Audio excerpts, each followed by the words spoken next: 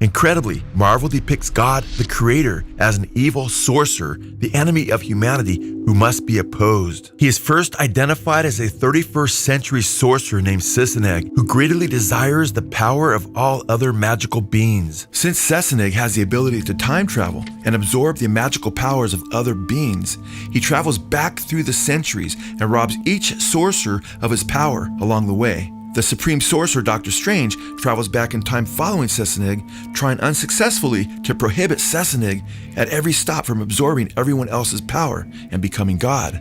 Sisineg finally ventures all the way to the very dawn of creation and recreates the universe, becoming the god of the mainstream 616 Marvel Universe. In his mission to become God, Sisineg declares, "And once I become God, the universe and beyond shall be mine, to do with as I will. Everything will be reborn as I desire it."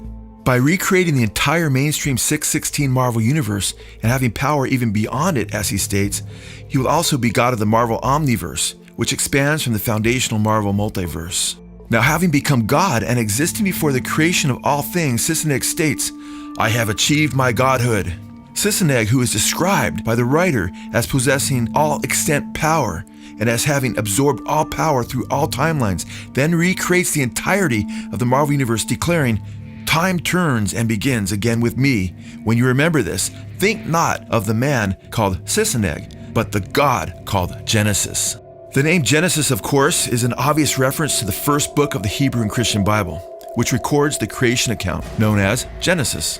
Doctor Strange is now shown wondering whether Sisineg has recreated the universe all over again for the second time, or if he simply repeated the first creation.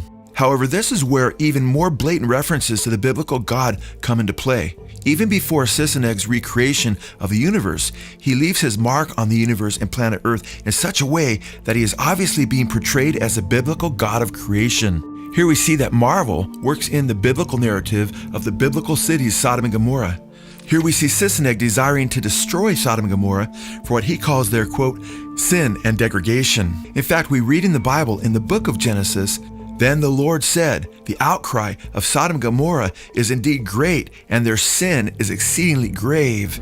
Under the backdrop of what is portrayed as Sisineg's unmerciful character, Doctor Strange is made to look like a compassionate good guy. Doctor Strange pleads with Sisineg not to destroy Sodom and Gomorrah, claiming that their sin isn't really that bad and that he doesn't really know them. Nevertheless, in the next panels, we see that Sisineg is destroying Sodom and Gomorrah with fire and brimstone. The biblical book of Genesis states in chapter 19 that, quote, "Then the Lord rained down burning sulfur on Sodom and Gomorrah from the Lord out of the heavens." We also read in Genesis chapter 19 that Lot and his family escaped, but Lot's wife looked back and was destroyed by the Lord.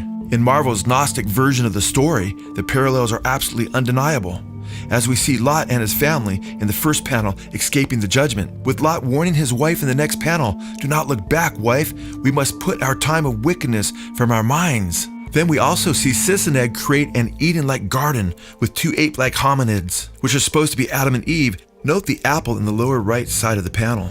Marvel's Steve Englehart, who authored this evil, Gnostic version of the creation account, is twisting the one true God, the righteous and loving, uncreated creator of all things, into an evil, power-hungry sorcerer who became God. How could Steve Englehart so twist the truth about who God is? Believe it or not, as we shall see, Englehart had been a disciple of Satanist Aleister Crowley and even a member of his satanic cult known as Ordo Templi Orientis, or OTO. When Marvel's Stan Lee, the executive vice president and publisher of Marvel Comics, read the wicked narrative that depicted the one true God, the creator, as evil, and worried about the public outcry over such an obvious attack on God, he demanded that the writer, Steve Englehart, and comic artist, Frank Brunner, do an immediate retraction. However, Brunner later acknowledged that he and Englehart flat out lied to Lee and wrote a fake fan letter from a fake minister praising the comic, trying to demonstrate to Lee that it would be acceptable to publicly condemn God. Frank Brunner admitted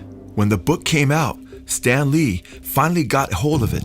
And I don't know, somebody pointed it out or he read it and he wrote us a letter saying, "We can't do God. You're going to have to print in the letters column a retraction saying that this is not the God, this is just a God." Steve and I said, "Oh, come on, this is the whole point of the story. If we did that retraction of God, this is meaningless." So Steve happened to be on his way to Texas for something. This is when we were in California, and we cooked up this plot.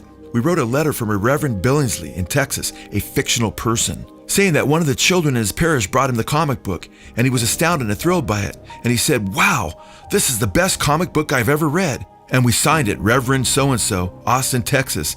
And when Steve was in Texas, he mailed the letter so it had the proper postmark. Then we got a phone call from Roy, and he said, "Hey, about that retraction, I'm going to send you a letter. And instead of the retraction, I want you to print this letter." And it was our letter. We printed our letter. It shouldn't be too much of a shock that two admitted liars and deceivers in Engelhard and Brunner not only deceived Stan Lee and the public by printing a fake fan letter from a fake pastor praising the comic that portrayed God as evil, but that they portrayed the sorcerer, Doctor Strange, as the good guy who really just wanted to save humanity from God. Now, folks, this makes sense because guess what? Both Steve Engelhard and Frank Brenner were heavily influenced by the Satanist Aleister Crowley. Hey, Joe Schimmel here. We want to thank you for watching. We want to also encourage you not to forget to sign up or subscribe to Good Fight Ministries YouTube channel. We have the most amazing content. We also have the very popular Good Fight radio show where we examine all kinds of things in light of scripture, as well as 511 News, which is also very eye-opening. And we also have mind-blowing video exposés that you won't see anywhere else. So thanks again. We'll see you later, and we just pray that the Lord blesses you richly as you seek his face. God bless.